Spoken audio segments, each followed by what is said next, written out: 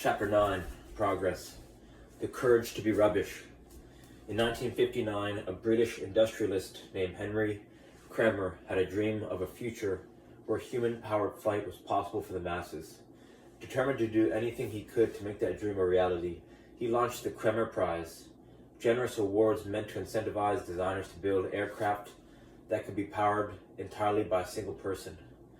One prize for 50,000 pounds would go to the first team to create an aircraft that could fly a figure eight around two pylons half a mile apart. Another prize for 100,000 pounds was also offered for the first team to fly an aircraft across the English Channel. Given the aeronautical achievements of the time, constructing what amounted to a workable flying bicycle seemed like a realistic challenge. It was, after all, a full half-century after Orville Wright had made his flight south of Kitty Hawk in North Carolina, and 40 years since the first non-stop transatlantic flight, a full decade before. Chuck Yeager had broken the sound barrier, and just a decade later, Neil Armstrong and Buzz Aldrin would walk on the moon. But however doable the challenge might have seemed, many talented teams had tried and failed for over 17 years. Enter Paul McCready. Saddled with a huge debt at the time, he didn't have a team at all, save for friends and family, including his young son, whom he enlisted as test pilots. Meanwhile, his competitors were all well-staffed and well-funded and built big, complex, elegant airplanes with large span wings, many wooden ribs, and metal or heavy plastic casings. Yet these teams didn't come close to achieving the prize. At first, McCready couldn't figure out why. Then it hit him. Everyone had been working to solve the wrong problem. The real challenge wasn't to build an elegant aircraft that could do the figure eight on the field around two pylons. It was to build a large light aircraft, no matter how ugly it is, that you could crash, then repair, modify, alter, redesign fast. That was when he suddenly realized there's an easy way to do it. So McCready and his son immediately got to work on a model, inspired by one of the most simplest and aerodynamic mechanisms in nature, bird flight.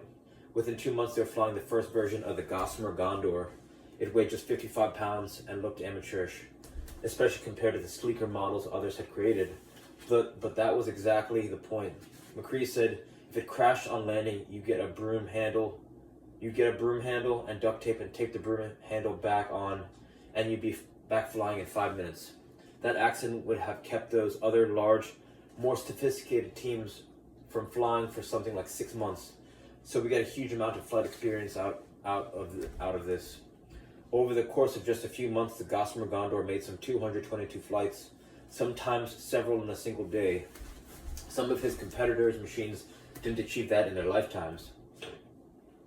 It was on his 223rd flight that the Condor completed the figure eight challenge and won the first Kremer Prize. 2 years later, McCready would win the second Kremer Prize when the Gossamer Albatross successfully crossed the English Channel. His most brilliant insight wasn't some advanced breakthrough in the science of flight. It was simply that focusing on the elegance and sophistication of the aircraft was actually an impediment to progress. An ugly aircraft that could be crashed, repaired, and redesigned fast would make it much easier to progress on what really mattered. Building a plane that could, as McCready put it, turn left, turn right, go up high enough at the beginning and the end of the flight.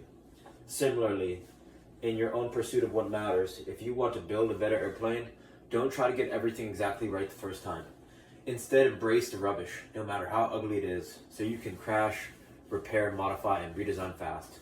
It's a far easier path for learning, growing, and making progress on what's essential. Start with rubbish. Many of us are kept back from producing something wonderful because we misunderstand the creative process. We see something exceptional or beautiful in its finished state, and we imagine it started out as beautiful. Baby Yoda version of what we are looking at. But exactly the opposite is true. Ed Catmull, the former CEO of Pixar, once said, "We all start out ugly. Every one of Pixar's stories starts out that way." Their earliest sketches are, according to Catmull, awkward and unformed, vulnerable and incomplete. That is why Catmull has always worked hard to foster culture that creates space for such rubbish, because he understands there would be no Buzz Lightyear without hundreds of awful ideas along the way. As he puts it, Pixar is set up to protect our director's ugly baby. At the pharmaceutical company Pfizer, they use a program called Dare to Try that emphasizes 7 specific behaviors to foster innovation. For example, freshness encourages employees to find ideas in new places. Playfulness taps into childlike curiosity and fun. And greenhousing protects their early ideas, no matter how rubbish, from harsh criticism so that they are allowed to grow. Overachievers tend to struggle with the notion of starting with rubbish. They hold themselves to a high standard of perfection at every stage in the process, but the standard to which they hold themselves is neither realistic nor productive. For example, many people cite learning a new language as an essential project, a dream that matters to them, but they never practice because they are embarrassed. They want to be flawless, or at least not make fools of themselves from the start. But a friend of mine who teaches Spanish sees it differently. As an exceptional student himself with a JD from Stanford Law School, followed by a doctorate from Princeton as well, he has learned that when it comes to languages, embracing mistakes leads to accelerated learning. He teaches his language students to imagine that they have a bag full of 1,000 beads. Every time they make a mistake talking to someone else in the language, they take out 1 bead. When the bag is empty, they will have achieved level 1 mastery. The faster they make those mistakes, the faster they will progress. Is there something new you want to learn but feel overwhelmed by? Something that you know would add great value to you, either personally or professionally, but that you feel intimidated by because of the long road to mastery? Then try your own version of the bag of beads exercise and shift your focus to making as many mistakes as possible when you're starting out. There is no mastery without mistakes, and there's no learning later without the courage to be rubbish. I, for example, recently decided to take a class online. One approach to passing this class might have been to read through the mountains of lecture materials carefully and thoroughly, watch all of the videos, take detailed notes, and memorize everything, with the goal of getting 100% on every practice quiz every time. However, such an approach sounds like extremely hard work. The likely outcome would be acing the first quiz or 2 before burning out, abandoning the effort, and never making it to the exam. Instead, I decided to simply take the quiz without any preparation, knowing I would get roughly 50% of the answers wrong. That was in fact my goal, to get them wrong as quickly as possible so I could see the correct answers. I didn't want to waste time and energy on what I already knew. I wanted to see what I didn't know so that I could focus only on that. At first, I got rubbish scores on quite a few practice tests. Then I'd look at what I got wrong and take more practice tests. Pretty soon my scores were less rubbish, and then even less rubbish. Eventually, I'll have what I need to pass the test. Make failure as cheap as possible. Giving ourselves permission to fail takes courage. It feels scary. It makes us vulnerable. The higher the stakes, the more courage is required. So given that our reserves of courage are limited, we want to find ways to experience and learn from failure as cheaply as possible. For example, when our children were young, Anna and I wanted them to have a chance to be rubbish with money while the stakes were low. After all, we'd much rather they make mistakes with their allowance at the ages of 8 and 10 than make mistakes with their life savings as adults. So we gave them three glass jars, one for charity, one for saving, and one for spending. When they received their allowance, it was up to them to divide the money. We didn't try to advise them on how much should go to savings or spending. We wanted them to make the decisions, especially the rubbish ones. For example, our son once spent $40 he'd saved on an electric racing car, and he regretted it afterward. He wished he had that money for a major Lego purchase he was saving up for. Now he's a teenager and is saving up for a major service mission he wants to go on that will cost thousands of dollars, and I'm confident he won't regret it. That's because he got to learn from his mistakes while the risks were lower. I call these kinds of mistakes learning size mistakes. We don't want our children to learn about money the hard way. We want them to learn about it in the easy way, the cheaper way. To make effortless progress on what matters, learning size mistakes must be encouraged. This isn't giving yourself or others permission to consistently produce poor quality work. It's simply letting go of the absurd pressure to always do everything perfectly.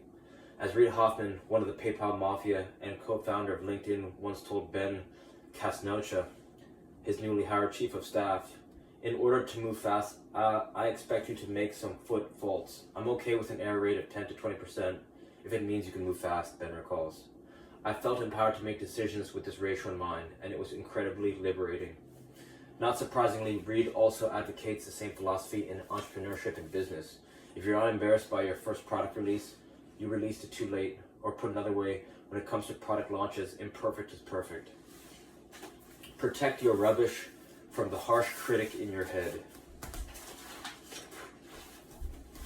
Another way we can make failure as cheap as possible for ourselves is simply to protect our rubbish from the harsh critic in our heads. Instead of shaming yourself for hitting your serve into the net, celebrate the fact that you're on the court to begin with. Instead of belittling yourself for even the tiniest of errors, be proud of the fact that you are unlikely to make the same mistake ever again.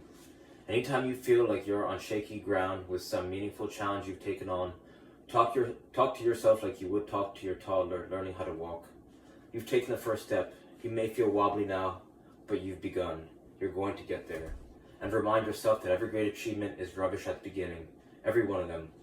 As the Irish playwright George Bernard Shaw once said, a life spent in making mistakes is not only more honorable, but more useful than a life spent doing nothing. Adopt a zero draft approach. I have met many people who feel a calling to write a book, but they often give up before writing even the first draft of the first chapter. Their belief that each sentence has to be perfect or close to perfect to be worthy of the page keeps them from even starting the process. I recommend they adopt a zero draft approach. That is, write a version of the first chapter that's so rough it wouldn't even qualify as a first draft. The idea with the zero draft is to write anything. The more rubbish, the better. It doesn't have to be seen by anyone. It never has to be judged. Don't even think of it as a draft. It's just words on a page. You'd be surprised how easy it is to get your creative juices flowing this way.